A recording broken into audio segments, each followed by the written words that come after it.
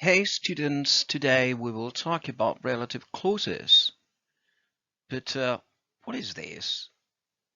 Well, sometimes we use some sentences to give some extra information about something or someone. Let's see an example. The pizza was delicious. So if I say this sentence, probably you will ask something like, what pizza are you talking about? And my answer would be something like, well, the pizza which you made. La pizza que tú hiciste. So this is an extra information that I'm giving about the pizza. More examples? Okay. The boy is very nice. But what boy are you talking about? I don't get it. I don't know what you're talking about. Well, the boy who lives on the second floor. This is the relative clause and is given some extra information about that boy. And if I don't say this extra information, there's something that you don't understand very well. The place is far away from here. Oh, what place are you talking about? The place where I was born is far away from here. So this is the relative clause, and this is the extra information for that place. 1987 is the year when I started to work. So this relative clause is given some extra information about 1988. Okay? That is the girl. That is the girl. What girl are you talking about? Whose mother is a teacher. So, if I say whose mother is a teacher, probably you know that I'm talking about that girl. Relative clauses are introduced by relative pronouns. I mean, it is going to be the very beginning of a relative clause. So, when we want to give some extra information about things and animals, this is the relative pronoun that we're going to say at the very beginning of a relative clause. For example, the pizza which you made was delicious. So this is the relative clause. And this is the relative pronoun referring to the pizza. So the pizza which you made was delicious. But what about if I want to give some extra information about people? Then I use the relative pronoun who. So the boy who lives on the second floor is very nice. This is the relative clause, and this is the relative pronoun referring to the boy. So the boy who lives on the second floor is very nice. When talking about places, where is the word that you have to use. The place where I was born is far away from here. Where is the relative pronoun, and here is the whole sentence, the extra information about what? About the place. Talking about time, we got another word that I'm sure you know. It is when. 1987 is the year when I started to work. And talking about possession, we use whose. That is the girl whose mother is a teacher. What girl? That one. Whose is the relative pronoun, and the girl, it is the one that we're talking about. Sometimes relative clauses are so important that, see, if we say that extra information, maybe you won't understand what I'm talking about. Like in this case, the neighbor is very nice. So if I just say that, you may ask something like, what neighbor are you talking about? So I need to give you some extra information about that person, because if not, you won't know what neighbor I'm talking about.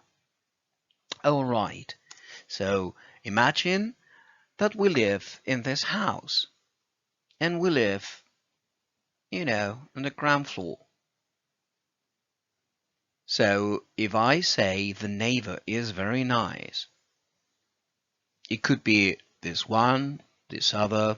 So I have to give you some extra information. You can identify that neighbor. This is a very important information for you to identify the neighbor. So the neighbor who lives on the second floor, this neighbor, is very nice.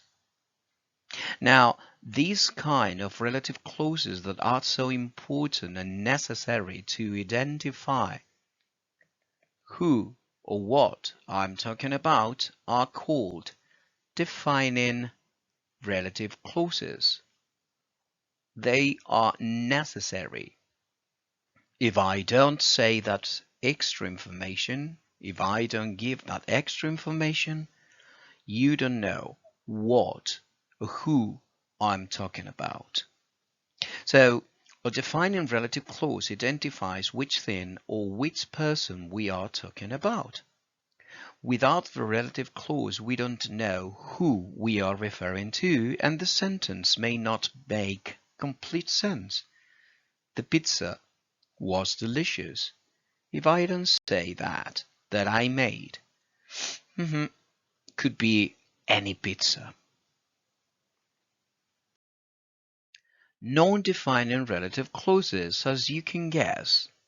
Well, these sentences are not so necessary, and it is just an extra information as a gossip, yeah? So the neighbor. Imagine that we live here. This is our home. This is our house. And if I say the neighbor is very nice, it is obvious that our neighbor lives next door. This is the person that I'm talking about.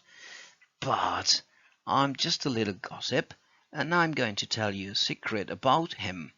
The neighbor, who is from France, is very nice. Now, you don't need this information to know what neighbor I'm talking about, but it is just, something to say. The neighbor, que por cierto es de Francia, is very nice. Now, these non-defining clauses always go in between two commas, as you can see here. In a non-defining relative clause, we already know which thing or person we are talking about, and the relative clause just gives us some extra information. Pizza is one of my favorite dishes. As you can see, if I say this sentence makes sense, but if I want to give you some extra information that is not necessary, I write it down in between two commas. Pizza, which is originally from Italy, is one of my favorite dishes. Now, here you have some examples about defining and non-defining clauses. In this case, relative clauses are necessary, otherwise I don't know who or what I'm talking about, and in these cases, are some extra information that you don't need to know, but I'll just give it to you for free. The pizza which you made was delicious. Defining. Pizza, which is an Italian dish, is delicious. The boy is very nice. I mean, the boy who lives on the second floor is very nice. This boy is very nice. That's it. But I'm going to give you some extra information. You don't need it, but here it goes. Who lives on the second floor is very nice. The place is far away from here. What place? The place where I was born. Madrid is far away from here. Yeah, I know. Well, not now, because I'm in Madrid, but Madrid, where I was born, is far away from here. So as you can say, the same relative clause, exactly the same, could be defining or non-defining, depending on what? The context. 1987 is the year when I started to work. In 1987, I worked in Paris. So if I say something extra, okay, that's for you and that's for free. When the great crisis started. That is the girl whose mother is a teacher. That girl is Molly.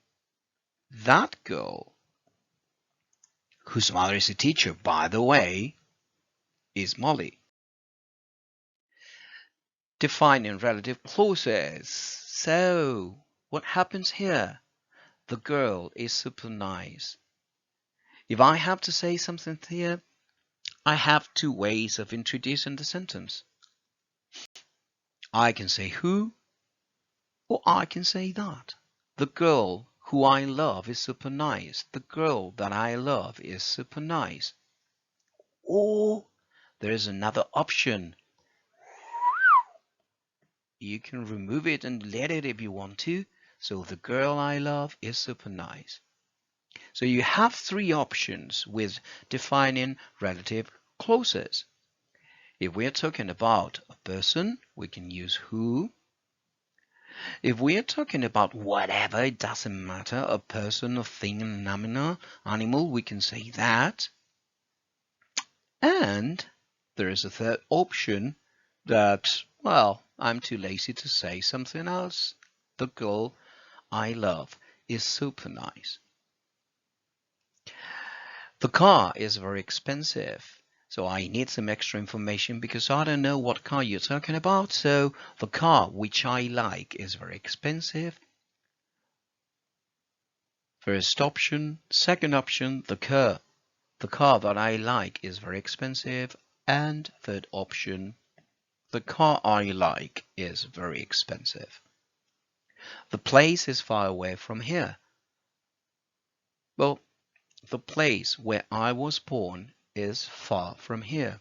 In this case, we got two options. We can say where, or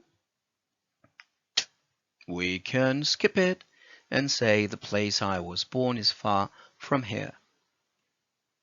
The time was 7 p.m. What time are you talking about? The time when you arrived. So, first option, you can say when. Second option, the time you arrived was 7 p.m. That's the man whose nose is terribly big. In this case, we only have an option and we have to say whose. If not, it doesn't make sense. That's the man nose is terribly big. It doesn't make sense.